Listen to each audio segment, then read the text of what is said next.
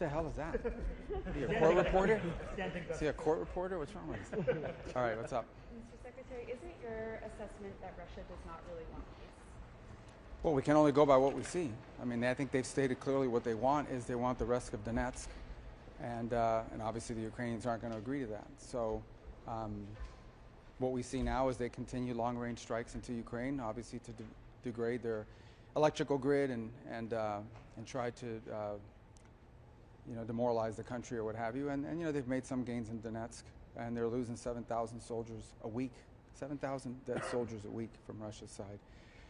So as of now, I mean, that's the assessment we have to make. They've made a demand that Ukraine can't agree to, and so we're sort of where we are at this point. You didn't have any deliverables to bring from Washington on the Ukraine issue, is that correct, or did you? Well, I mean, the president's done the sanctions, which is what they asked him to do, so that happened very recently. But as far as deliverables, we continue to do what we've been doing, plus we know the new sanctions. Mr. Secretary, I was told by the European representative on foreign policy, Callas, that it was discussed, the Venezuela military operations were discussed. Not with me. No one raised it. I mean, no one in the meeting raised it. It was raised in meetings. Not with me. They didn't raise it with me. They may have raised it among themselves, but they all came now from CELAC or whatever they were at. But it didn't come up once in any of the gatherings that we had, either last night or today. Let me ask you about that. She told me that they discussed the legality and that there are two reasons why an operation would be legal: self-defense and a UN resolution. That neither of those applied in this case, that they are all struggling with the drug issue, and that they should discuss whether international law needs to be updated.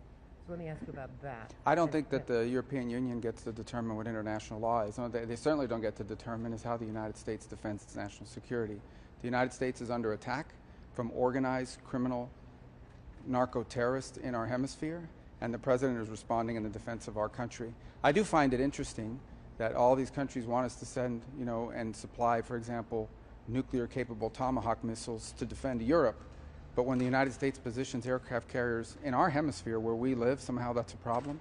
So I would say that the United States is, and this president has made very clear, his job is to protect the United States from threats against the United States, and that is what he's doing in this operation. And Canada's foreign minister says that they have been assured that the U.S. is using its own intelligence and that the Canadian intelligence is not being used. We've been told, or there are reports rather, that the UK is not sharing targeting intelligence. Yeah, a couple points. The United States, there's reasons why we have those assets in the region, and that is to collect intelligence, and we're actioning on that. Obviously, I won't go any deeper when it comes to intelligence matters. I did see a CNN report yesterday. I'm not going to go into great detail than to say that it's a false story. It's a fake story. And what's happening now is people with a business card that has a government email on it become sources because they don't know, they're not even in the know. So they either have an agenda or they want to make themselves important. And it's been a plague of story after story that's either inaccurate or misleading, and that falls in the category of both. That story does. But again, going back, look, this is a counter-drug operation. The president's ordered it in defense of our country. It continues. It's ongoing. It can stop tomorrow if they stop sending drug boats. The Maduro regime is a narco-terrorist regime indicted in the Southern District of the United States for narco-terrorism. But more importantly, they're also a transshipment organization that allows these groups to operate from their national territory. They allow drugs to be shipped. They openly cooperate with the shipping of these drugs towards the United States and Europe, by the way, so maybe they should be thanking us. But the bottom line here is that the president is going to defend the national interest and the national security of the United States, which is under threat by these terrorist organizations. Secretary, you met with your Saudi counterpart today. Mm-hmm. Can you talk about what is being discussed in preparation for MBS visit to the White House next week, and will the Saudis get a security deal that is better than the deal that Qatar previously got? Well, we're still working through all that. I mean, obviously, all that will be announced just prior to or during the visit, but we'll have some good agreements to sign with them. A lot of progress has been made since the president's visit there. So we're working through that. I feel good about where it's at. There's still a few things that need to be tightened up and finalized, and we're going to have a good meeting next week. Mr. Secretary, I'd like to go to another region. Which one? For that, Sudan. Oh, yeah, it's terrible. Exactly, and I saw the communique that the G7 put out today. I mean, what is your take? Is there Yeah. anything that can be done right now? because Unlike the situation- Caribbean, which anybody who told you that was discussed is not being honest with you. Not a single person brought it up in any of those, and we had 3 meetings with the whole group or 4. That was discussed. And we're very concerned. As you know, we've been sponsoring this Quad initiative along with Egypt, Saudi Arabia, and the United Arab Emirates. And I think the fundamental problem we have is that the RSF agrees to things and then never follows through with it. So now what you have is a calamity on your hands. And so I had meetings on this yesterday. We've discussed it multiple times with multiple countries today. And I think something needs to be done to cut off the weapons and the support that the RSF is getting as they continue with their advances. I think it's telling, you know, the humanitarian groups are telling us that some of the levels of malnutrition and suffering that they're seeing from some of these people who have been able to flee is unprecedented. They've recorded things they've never recorded before. And I think even more troubling is that they didn't have the number of refugees they expected to receive because they assume many of them are either dead or so sick and malnourished they can't move anymore. So what's happening there is horrifying. We have worked, I think, all the way back to July and August on this Quad because there are countries involved in helping these elements on the ground fighting. And we share many of the same concerns that others do about how that could turn into a nest for jihadist and terrorist activity. But the solution to it is not to fight a war where civilians literally are being targeted for rape, sexual violence, and murder. And that's what's happening. But the What's UAE, your assessment on the UAE is UAE's role still in this supplying conflict? them with drones, Chinese drones. Yeah, so we're working hard at it. We know who the parties are that are involved. These things, that's why they're part of the Quad, along with other countries involved. And so I can just tell you at the highest levels of our government, that case is being made and that pressure is being applied to the relevant parties. I don't want to get into calling anybody out in a press conference today because what we want is a good outcome here. This needs to stop. I mean, they're clearly receiving assistance from outside that's allowing them. And clearly that assistance isn't just coming from some country that's paying for it. It's also coming from countries that are allowing their territory to be used to ship it and transport it. So that, in order for this to be solved, that needs to be addressed. I don't know if you saw the RSF a few days ago agreed to humanitarian ceasefire, but they don't intend to comply with it. And when you raise the issue of these atrocities, they always hide behind the argument that this is rogue elements. Well, it's not rogue elements. They're doing it systematically, and it's something that, you know, we have taken very seriously and are doing everything we can to bring the relevant countries to the table to stop it. It needs to end. Would you support the Senate push, bipartisan Senate push, to label the RSF either a foreign terrorist organization or STGG? Yeah, I mean, if it would be helpful in bringing this to an end, we would. I haven't seen that proposal. I know some senators discussed it with me months ago, but in the end, we just want this needs to stop. And I think, unfortunately, what's happening here is the RSF has concluded that they're winning, and they want to keep going. And by going, they're not just fighting a war, which war alone is bad enough. They're committing acts of sexual violence and atrocities, just horrifying atrocities against women, children, innocent civilians, of the most horrific kind. And it needs to end immediately. And we're going to do everything we can to bring it to an end. And we've encouraged partner nations to join us in this fight. And we're not going to let the Quad process that we've set up be a shield that people hide behind and say, well, we're involved with the Quad, we're trying to solve it. We need actionable results, and they need to happen very quickly. Otherwise, what's already a travesty is going to get far worse. Can I ask you more specifically about your assessment of the scale of the atrocities? I mean, we heard these reports recently of 460 patients in a hospital, civilians being killed by the RSF. Yeah, those are the ones that can get out. Yeah, I mean, what do you have an assessment of the scale overall of what's been committed in that? Well, I don't know about numbers. I can tell you that the one thing that I think was most shocking to us is that they anticipated receiving thousands of refugees, and they didn't. So obviously these aren't people that are happy living there after a year of siege against the city. There's a reason why they didn't come out. And we fear that the reason why they didn't come out is because they're dead, or because they're so sick and so famished that they can't move. So I think it's even worse. You know, not that refugee flows and crisis is a positive thing, but when the refugees don't come, and you know they would otherwise, you have these suspicions that they're either dead or unable or about to die, and that is just what really is weighing on us right now. Secretary, back to Ukraine. Several allies here announced energy, support, fundings and other ways of support to help Ukraine stabilize energy grids. Was there any specific U.S. commitment? Well, we've had those conversations with the Ukrainians about what they need, and I know that's ongoing. And clearly helping them survive the winter is important just on a humanitarian ground. The challenge is that Ukraine's energy grid has been diminished each year. So each year they start at a lower baseline than the year before. Now, I think in Kyiv, for example, upwards of 50 to 60% of the day is spent without electrical power. And they've done a tremendous job of sort of rerouting their grid and trying to work around it. But that also means there are hours of the day where you can't, there's no water, there's no electricity. You have to schedule business and life activities around that. And that's clearly part of Russia's strategy, is to try to collapse morale within Ukraine and the will to fight. So, you know, that's why we've been in discussions with them about defensive weapons to be able to protect their grid. And I know we've been in ongoing technical conversations about the specific equipment they need. But ultimately, if that equipment is ultimately destroyed a week later after it's installed, that remains a problem. And that's been the history of the last 2 or 3 years. Can I go back to try to take another stab at the Venezuela intel thing? And I'll try to keep this from being a hypothetical. Do you think that the United States, needs anyone else's help on intel to continue to do what you're doing? Well, I'll say this to you. Again, when I talk about intel matters, I just don't comment on them broadly. Suffice it to say that there's a reason why we have assets in the region. Those assets do, among other things, collect intelligence. We're very confident in the intelligence we have, and nothing has happened. Nothing has happened in this entire process that has impeded our ability to identify drug boats and strike them.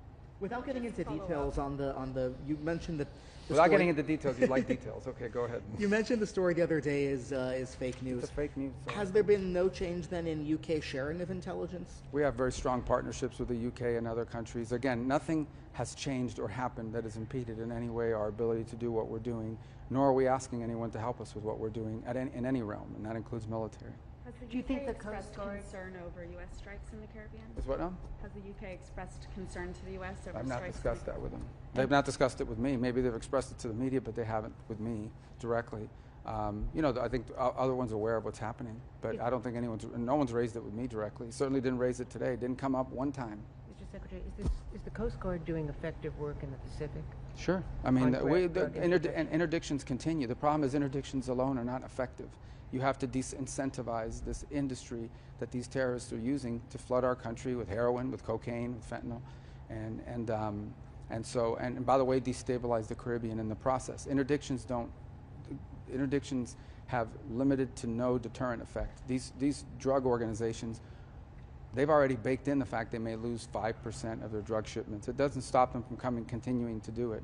What you have seen is an impact on drug boats. You have seen much less of them. You're starting to see it. It's in both the Pacific and in the Caribbean basin, especially in the Caribbean. Any response to Venezuela's government saying that it's doing a massive military mobilization in response to what they call a threat from the United States? Yeah, they don't have a government. There's an illegitimate regime that's basically a narco-trafficking organization that's empowered itself. By the way, many of the countries represented here at the G7 don't recognize the Maduro regime as a legitimate government. So I don't generally respond to what they're saying. Suffice it to say that you know, the problem we have is that the senior leader of that regime, of that illegitimate regime, is also indicted in the United States in the Southern District of New York on drug charges. And unfortunately, the Biden administration, you know, both of his nephews were convicted of drug trafficking in the United States, and they were sitting in jail serving their federal sentences when the Biden administration pardoned them and released them, along with Maduro's bagman, Alex Saab, who was also in U.S. custody awaiting trial, released them as well on a promise that he would hold free and fair elections. So the Biden administration got snookered.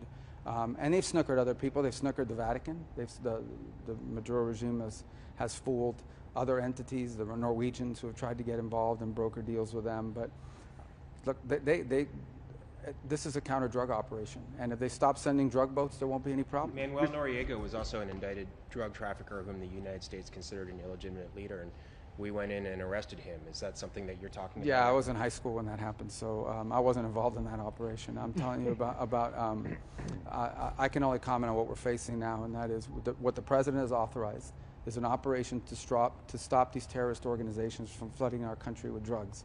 And that's what we're in the process of carrying out. That's what he's authorized. That's what the military is doing. That's why our assets are there.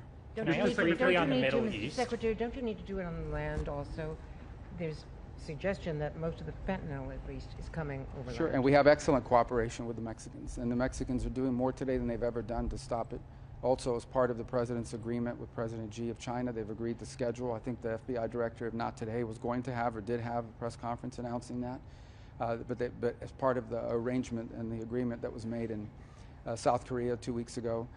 The Chinese have agreed to schedule 13 key precursors. So for the first time, if they can cut back on that being shipped to Mexico, that will certainly have an impact on the manufacturing of fentanyl inside of Mexico.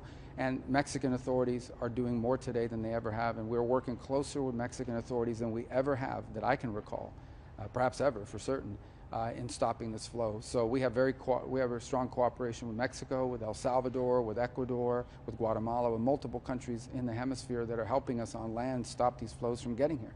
That's the difference between them and the drug boats. With the drug boats, we have no cooperation. On the contrary, the Venezuelan regime has long facilitated the use of Venezuelan territory as a transshipment point for drugs. Secretary, you met with your Indian counterpart here as well. India has declared that the explosion in Delhi on Monday was a terrorist incident. How concerned are you about rising tensions between India and Pakistan, given the antecedent of the tension and the fighting? Yeah, I mean, we're aware.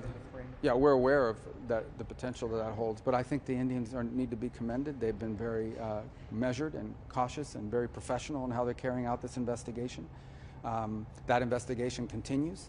It clearly was a terrorist attack, and it was a car loaded with highly explosive materials that detonated and killed a lot of people. But I think they're doing a very good job of carrying out an investigation, and I think when they have facts, they'll release those facts. So, but clearly, I mean, we're aware of the potential that it has, and so we spoke about that a little bit today, the potential that it has to become something broader. But I think we're going to await to see what their investigation reveals. We've offered to help, but I think they're very capable in these investigations. They don't need our help, and they're doing a good job. And I thought they were very measured and professional in how they've approached it, as they usually are. You mentioned China and fentanyl. This working group that the Treasury Secretary has talked about setting up, measuring China's progress on cracking down on fentanyl flows. Is there a timeline for when that will be established? Do you know? I don't know. You'll have to ask the. I mean, that's part. Since it's part of the trade agreement, it will largely involve Treasury and probably elements of law enforcement as well. But you know, the FBI director traveled to China a few days ago, had very positive meetings, and from everything we've seen and heard so far, it appears that Chinese have a real interest in scheduling these substances. You know, these precursor chemicals have legitimate uses, but when you combine them all together, they create fentanyl, which is not legitimate. And so everything we've seen from them is that they're serious about doing it, and in return, you know, the president cut in half the fentanyl tariffs. So we expect both sides to comply with their end of the bargain, and so far everything we've seen indicates that they intend to. On the Middle East, can you talk about the stabilization force for Gaza? Is there any further progress on the? We have a new draft, I think, that's being worked on now. We feel optimistic that it's going to happen. It needs to be done the right way, and obviously there's a lot of different countries. You have to balance their interests here and how that's structured beyond just the security force. So I think we're making good progress on the language of the resolution, and hopefully we'll have action on it very soon. We don't want to lose momentum on this. What should its role be? Do you foresee it as potentially a fighting force, that it may have to be involved in raids against you know, Hamas remnants or militants? Well, it shouldn't be a fighting force, but I mean, it shouldn't have to be, because the agreement that was signed and that all parties agreed to calls for the demilitarization of Hamas. So, but I think the question is, who's going to be standing on that line and beyond it to provide security? Because you're going to need security if you want to really flood Gaza, particularly in that red area that's not in Israeli control. If you really want to see a huge uptick, not just in humanitarian assistance, but redevelopment, you're going to need to have security. And that can't be Hamas. So there'll have to be a force that provides just basic everyday security. That's as much as anything else what the stabilization force's role is to stabilize. As far as demilitarization is concerned, that's a commitment Hamas made. That's a commitment all of our partners on this deal made. And we expect that those countries, and they will at the appropriate time, including now, bring about pressure, you know, on Hamas to live up to that commitment. But do you think the stabilization force should go beyond the yellow line if there isn't agreement on the disarmament of Hamas? Well, eventually I mean, the way to think about it is eventually there won't be a yellow line. Eventually there'll be Gaza, and none of it will be controlled by Hamas. Right now, that yellow line is what differentiates between the parts of Gaza under Hamas control and the ones that are not in Hamas control. Eventually, none of it should be under Hamas control. There should be a civilian Palestinian organization that runs Gaza. And that's the goal, is to stand that organization up, give it capacity, allow it to grow in both capability and credibility, and ultimately it will govern Gaza. The Israelis don't want to govern Gaza. We don't want to govern Gaza. No country in the Middle East wants to govern Gaza. But it'll take some time to build up that capability, and in the interim, someone has to provide security. It just sounds like you're saying the ISF wouldn't go in until there is a full withdrawal of the Israelis very that's what's being worked on in the resolution, and those are the questions that key partner countries are asking before they participate. And so that's part of the ongoing conversations that are happening. But clearly there'll have to be some delineation of all of that before countries sign up, and that's part of what's going on. I don't want to comment on it in detail simply because it's still being worked on and negotiated as part of the drafting. There's been a spate of violence in the West Bank. Critics say that West Bank settlers have carried out this violence with impunity. I'm just wondering what your reaction is to that, if you could see that in any way potentially undermining or endangering some of these agreements in Gaza. I hope not. I mean, I think I saw comments today from the president of Israel and even from the head of the IDF in that region condemning what happened. I think they also attacked Israeli forces as part of this. So I don't have all the details on exactly what happened, but this has happened in the past. But yes, look, certainly there's some concern about events in the West Bank spilling over and creating an effect that could undermine what we're doing in Gaza. We don't expect it to. We'll do everything we can to make sure it doesn't happen. I think you're just talking about the violence part. But I thought today the comments were very strong by the president of Israel and also by the IDF commander in the area. His own troops were attacked, as well as police officers. So I thought the Israelis today responded, and they actually sent forces to respond to the attacks today as well, which is why their forces came under attack by some of these elements. Mr. Secretary, hold on one second. Go ahead. Sorry, on Syria, the U.S. is allowing Syria to resume embassy operations in the United States. Is the U.S. looking to resume embassy operations in Syria? Are you working towards? Well, it's a little safer in Washington than it is in Damascus right now, so I think that that's part of it. Look, we want to give these guys every chance to succeed. They told us what they want to do is create a national Syrian government in which every element of Syrian society is represented and feels safe. They don't want Syria to ever again be a base of operations for Iran, for ISIS, or for any of these groups. They want it to be a country, not a launching pad for attacks against their neighbors. And so we want to give them every chance to succeed in that regard. The alternative is that if it doesn't work, if this doesn't happen and it collapses, then the alternative is going to be that Syria will fall into civil war and it'll become a playground for virtually every dangerous element in the Middle East, and including a return of Iran, and it'll even strengthen Hezbollah. So we don't want to see that happen. So this is the best option on the table to prevent that from happening. So we want to give these guys every chance to succeed. We hope that they do. No one can guarantee that it will, that what the task they're taking on is very difficult. That includes, there are parts, some of the elements that helped the current government come to power and drive Assad out are foreign fighters.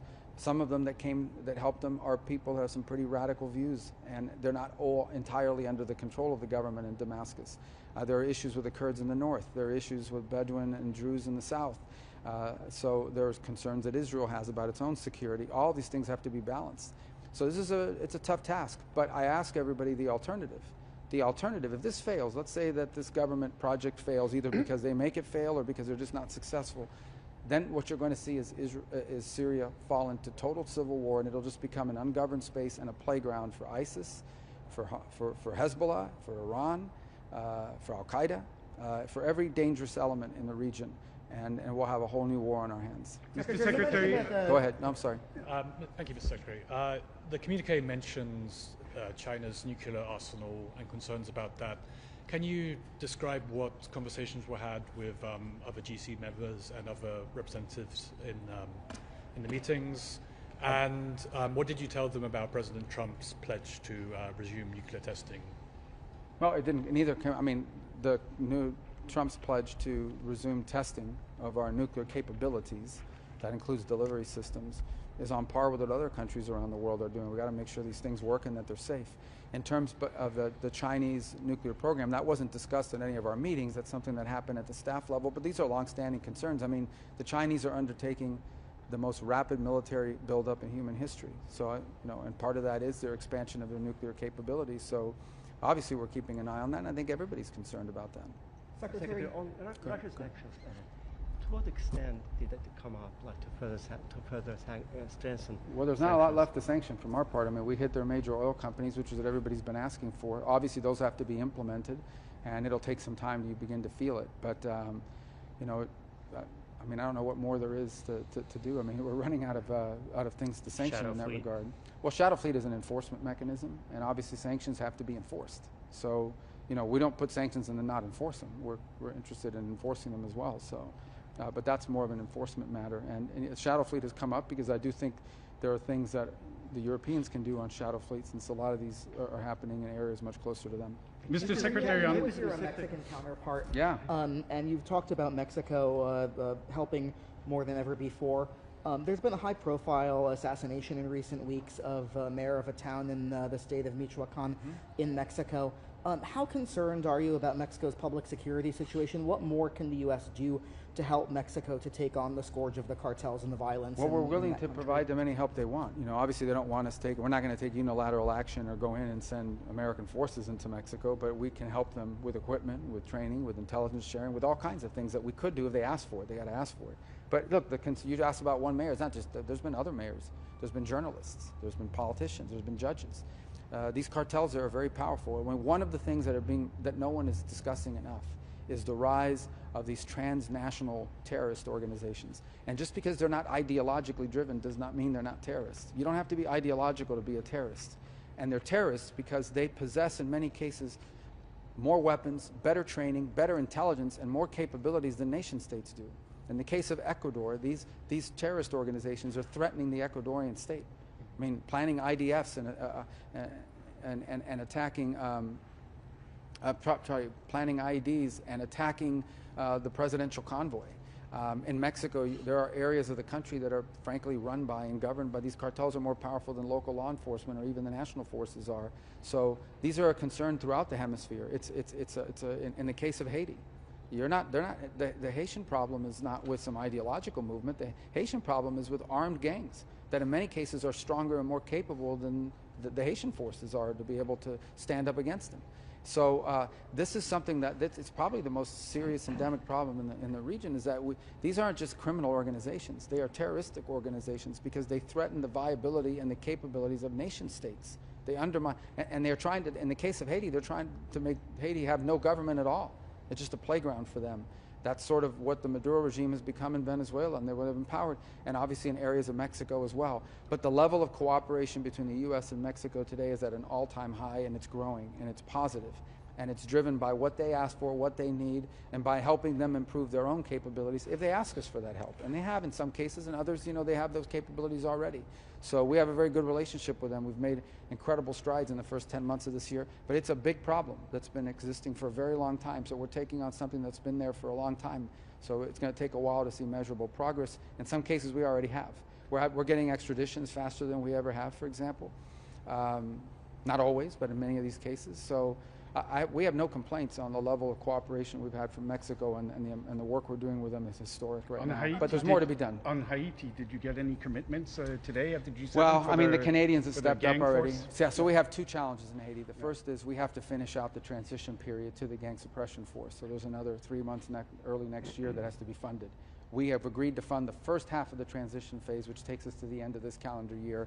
And now the money needs to be raised from international partners to fund the second 3 or 4 months transition.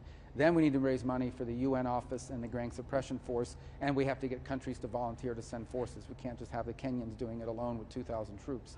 So there's a lot of work to be done. We work on it every single day. We have a whole crew that's working on that every single day, and we're asking for 3 things. Money for the remaining transition phase. We covered half of it. The rest of the world should be able to cover the other half. Second is money for the UN office and the gang suppression force, and third are the forces.